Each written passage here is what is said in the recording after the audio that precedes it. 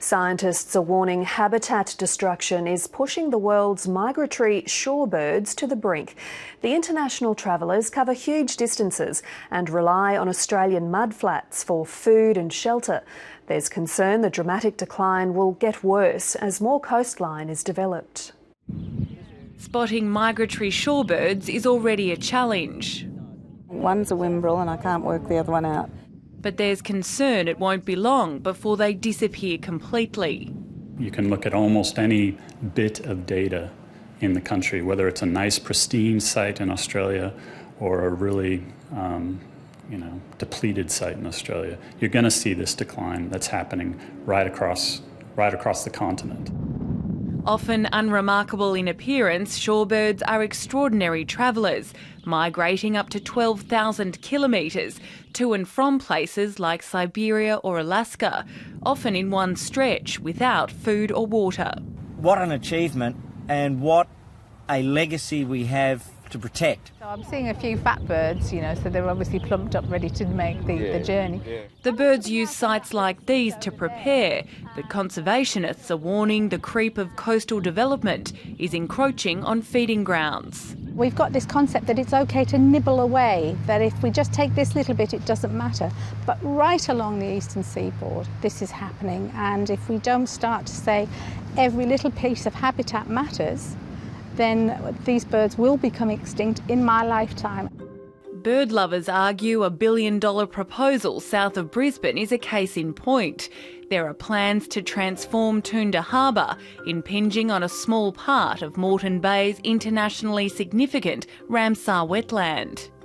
We're looking at things such as hotels, obviously the ferry terminal itself. There'll be construction jobs, about 1,000 construction jobs a year for the next 15 to 20 years and about 500 jobs thereafter.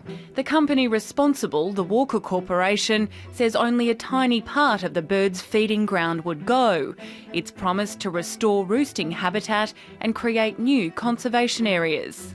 You cannot just get a lump of mud, shove it somewhere and think that the curlews will use it. That is not the case.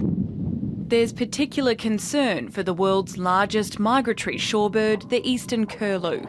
Surveys by bird groups already show a steep fall in numbers on the Toondah mudflats.